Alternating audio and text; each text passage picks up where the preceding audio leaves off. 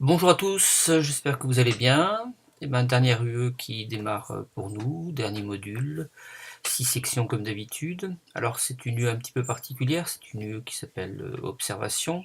Alors pourquoi est-elle particulière? Pour une double raison. Tout d'abord parce que c'est une UE qui était au départ menée par notre collègue Eliane Wolf et qui l'avait donc développée sous un plan essentiellement anthropologique, correspondant à sa spécialité.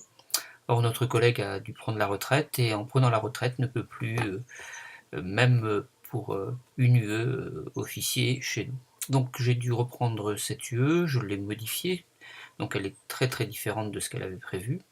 J'espère pour autant qu'elle vous motivera, qu'elle vous plaira. Donc c'est pour ça qu'elle a mis un petit peu de temps à être reconstruite ou même construite.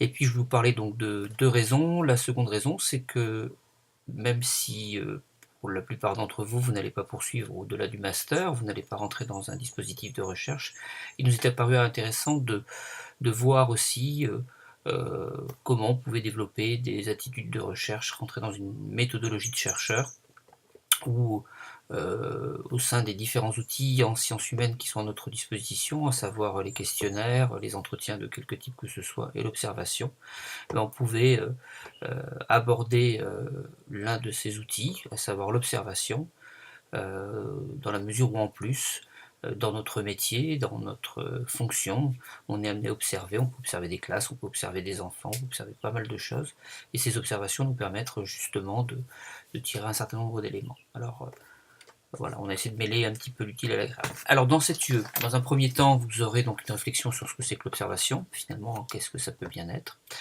Nous verrons aussi l'observation au sein des démarches scientifiques, voir un petit peu comment elle se situe, et puis voir que selon les démarches scientifiques, on peut faire des observations d'un type ou d'un autre. Ça nous amènera à voir un petit peu une typologie des observations, et puis on s'intéressera notamment à l'observation participante, qui sera peut-être celle que je vous demanderai de faire.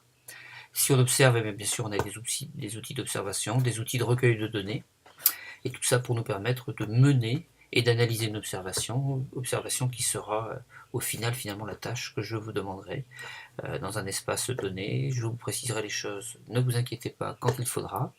C'est ce qui constituera le CC2, c'est-à-dire le contrôle continu numéro 2. Vous aurez du temps pour le rendre, puisque pour pas que vous ayez trop de dossiers à rendre en même temps avec les autres yeux, on aura le temps, même si les cours sont terminés.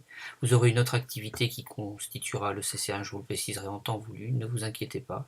Et puis comme pour les autres que vous avez avec moi, vous aurez des points en plus sur le total des points, enfin sur la moyenne, à partir de vos participations. Voilà, je vous souhaite un bon moment, un bon partage, toujours de bons échanges, et puis à très très très bientôt. Au revoir, et bon week-end, puisque nous sommes en week-end.